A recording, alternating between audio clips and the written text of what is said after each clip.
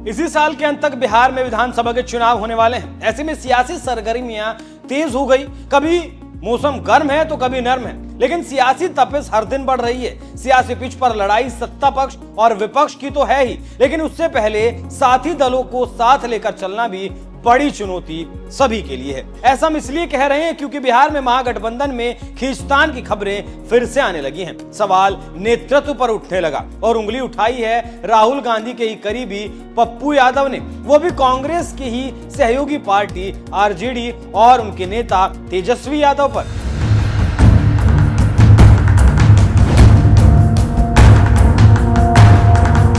कि कांग्रेस के बगैर किसी भी कीमत पर एनडीए गठबंधन को नहीं हराया जा सकता।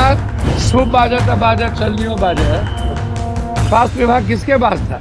सूप तो सूप, छलनी भी बजे। इस कहावत का सहारा लेते हुए निर्दलीय सांसद पप्पू यादव ने महागठबंधन पर बड़े सवाल खड़े कर दिए और तेजस्वी यादव के नेतृत्व को सिरे से खारिज कर दिया। पप्पू यादव ने नाम तो नहीं लिया, लेकिन उनका इशारा तेजस्वी यादव की तरफ ही था। सवाल नीतीश सरकार की खामियों को लेकर था, लेकिन पप्पू यादव उल्टा आरजेडी पर ही बरस पड़े। फिर तो उन्होंने लालू राज से लेकर तेजस्वी राज तक एक एक कर सबको लपेटे में ले लिया। दरअसल हाल ही में नालंदा मेडिकल कॉलेज में एक मरीज के पैर की उंगलियों को चूहे ने कुतर दिया था। इस घटना के बाद नीतीश सरकार विपक्ष के निशाने पर आ गई। पूर्व डिप्टी सीएम तेजस्वी यादव ने भी मरीज का वीडियो शेयर करते हुए नीतीश सरकार से स्वास्थ्य मंत्री मंगल पांडे पर कई सवाल खड़े कर दिए थे। सरकार की तो हालत है कि चूहों को तो पकड़ नहीं पाती।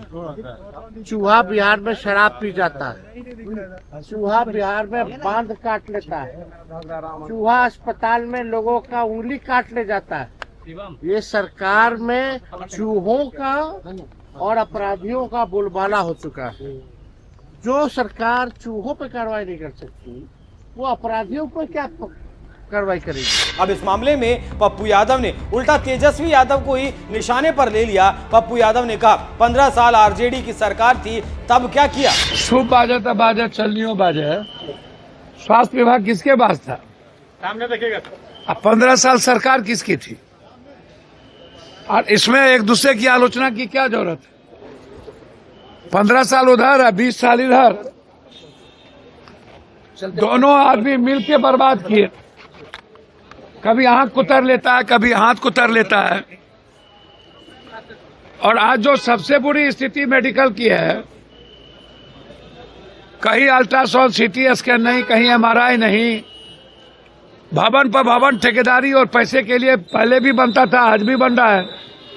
ठेकेदारी होगी, उसका वसूली होगा, ना वहाँ डॉक्टर होगा, ना वहाँ दवाई होगा, बड़ी बड़ी बात होगी। तो इसीलिए हम विपक्ष के नेता से भी आग्रह करेंगे कि आपको भी मौका मिला। स्वास्थ्य विभाग आपके पास भी था और 4 साल आप भी डिप्टी सीएम थे। बात एनएमसीएच की घटना पर शुरू हुई थी, फिर नेतृत्व तक पहुंच गई। सवाल नीतीश सरकार से बनता था, लेकिन विपक्ष ही सवालों के घेरे में आ गया। पप्पू यादव भले ही निर्दलीय हैं, लेकिन कांग्रेस के खासे करीबी हैं। वो राहुल गांधी को ही अपना नेता मानते हैं, खुद को कांग्रेस का कार्यकर्ता भी कहते हैं और पैरवी करते हैं कि बिहार का चुनाव राहुल गांधी के नेतृत्व में होना चाहिए। हम कांग्रेस के वर्कर हैं, हम इतने कह सकते हैं कि कांग्रेस के बगैर किसी भी कीमत पर एनडीए गठबंधन को नहीं हराया जा सकता।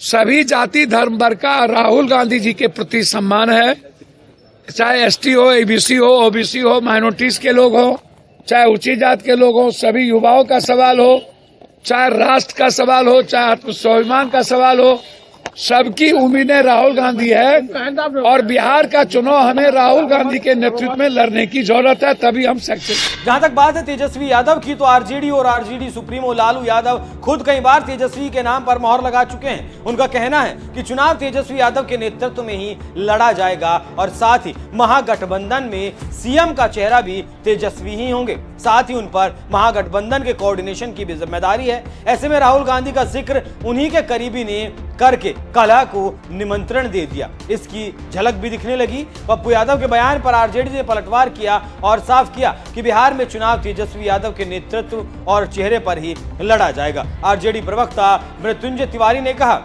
कौन क्या बोल रहे हैं, नहीं बोल रहे हैं, इसका कोई लेना देना बिहार की जनता को नहीं है। बिहार की जनता तेजस्वी यादव को अपना मुख्यमंत्री देखना चाहती है, अपना भविष्य तेजस्वी में देख रही है। कौन किसके इशारे पर क्या बयान दे रहे हैं, ये जनता भी समझ रही है। यहाँ इंडिया गठबंधन का नेतृत्व करता तेजस्वी यादव ही है, इसमें कोई कंफ्यूजन नहीं है, किसी को कोई गलतफहमी में नहीं रहना चाहिए। महागठबंधन की सभी पार्टियां बिहार चुनाव की तैयारियां कर रही हैं, सीटों पर बातचीत चल रही है, बैठकों का दौर जारी है, सीट बंटवारे पर पेच सुलझाने की जद्दोजहद चल रही है। इस बीच राहुल गांधी भी बिहार पर ज्यादा फोकस कर रहे हैं। वो पिछले 4 महीने में 5 बार बिहार जा चुके हैं। ऐसे में माना जा रहा है कि कांग्रेस भी बिहार में महागठबंधन से इतर अपनी ही एक रणनीति तैयार कर रही है, ताकि कांग्रेस का प्रदर्शन पिछली बार से बेहतर हो और वो महागठबंधन में सम्मानजनक स्थान पा सके। राहुल गांधी के पिछले दौरे की बात करें तो उनका फोकस दलित वोटर्स पर ज्यादा रहा, चाहे वो अंबेडकर हॉस्टल में छात्रों से मुलाकात करना हो या कांग्रेस कार्यकर्ताओं के साथ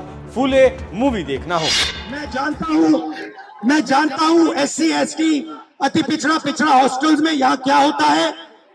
मैं आपको गारंटी देता हूं, जैसे ही हिंदुस्तान में सरकार आएगी, जैसे ही बिहार में हमारी सरकार आएगी, हम ये सारा का सारा बदल देंगे और आपके लिए जो होना चाहिए वो करके दिखाएंगे। कांग्रेस दलित वोटर्स को साधने में कोई कोर कसर नहीं छोड़ रही है। ऐसे में महागठबंधन में पसोपेश की स्थिति तो जरूर बनेगी। बहरहाल आप पप्पू यादव के बयान को कैसे देखते हैं, कमेंट कर अपनी राय हमें जरूर बताएं। नमस्कार।